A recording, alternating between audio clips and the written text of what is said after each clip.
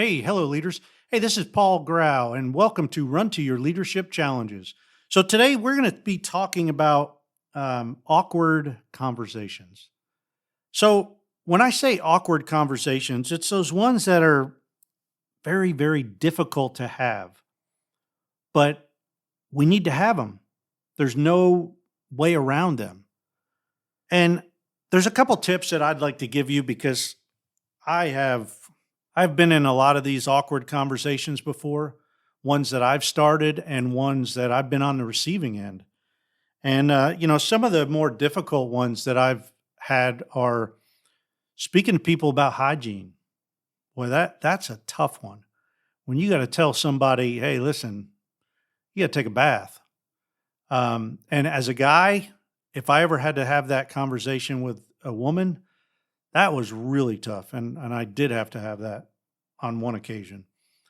But it has to be done because as leaders, we have to be prepared to have those awkward conversations.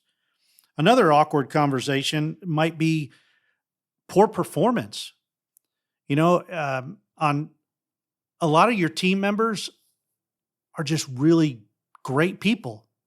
And some of those great people are poor performers. And it's up to you to be honest with them and tell them how they can improve. Another conversation that's really awkward and difficult to have is firing somebody, letting somebody go. Or as I like to put, you free them up so they could reach their potential somewhere else. It's never easy. So I remember one particular occasion where I was a young leader. I think it was one of my first or second airmen that I was actually supervising. I had to give them feedback on poor performance. And a part of that was basically telling them that their attitude just wasn't that great with customers, with people who we were helping. And that was tough because in the shop and to everybody else, this guy was a great guy. It's just whenever somebody else outside the shop would come in and need something done, it was like a Jekyll and Hyde almost. And also, the guy just wasn't that great of a machinist. My first job in the Air Force was an aircraft machinist, and that was it's a very skilled art that you have got to take some time and effort to really learn how to do it. And he wasn't putting in the effort, but he was a great guy, nice guy. So anyway, I set it up for him and we sat down and we started having a conversation. And he lived in the dorms, the same dorm I lived in, right down the hallway. So I knew him. I saw him a lot. I didn't really hang out with him a lot because as his supervisor, it wasn't the best thing to do. But I remember sitting down and talking, and then he started talking about different kind of things, and I got hung up in the conversation, and we got laughing and joking, and I chickened out. I did not tell him about his poor performance and his attitude. And it was bad. I eventually went back and had that conversation, but that first one was a complete failure. I was all ready to, and it was the first time that I would have ever had that conversation. So I was nervous. But again, it was an awkward conversation that had to be done because if I wasn't honest and truthful with him, there was no way that he would have got a good evaluation at the end of the year, a good rating. So, in essence, by avoiding that awkward conversation, I was setting him up for failure because I wasn't telling him where his performance was below average. And I wasn't giving him the steps of what he had to do to bring that performance up so he could get a good rating. So the next day, my supervisor sat down with me and, I had told him and got some advice to him from him about talking to this guy about his attitude and his performance. And he kind of gave me some advice, and so he called me in the office the next day, and I knew it was coming. And he's like, "So how'd your conversation go?" I was like, Not exactly as planned." And he's like, "Well, what do you mean?" And I was like, "Well," and I kind of told him the story, and he kind of laughed, and he's like, he's like, "It's kind of going out on that first date." He said, "It's kind of a feeling like that. You're really nervous and you don't know what to say. You don't know the right things to say." And I was like, "Well, I don't know if I'd compare it that way, but yeah, I kind of understand what you're trying to say here." But he kind of encouraged me a little bit, and I went back in the shop and I told the guy that I needed to talk to him again. And we went in the office, and first thing I did was apologize to him. I was like, "Hey, I wanted to do this yesterday, but we got wrapped up in the conversation, and it's just I wasn't honest with you. And I have to tell you that, your attitude is really bad when outside people come in the shop and want something done."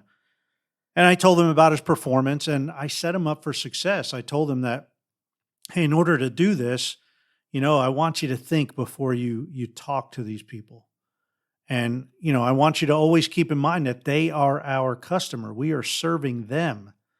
And, I also told him about his performance, and he almost started crying. He started tearing up, and I wasn't expecting that at all because I'd never seen anything like that from that guy.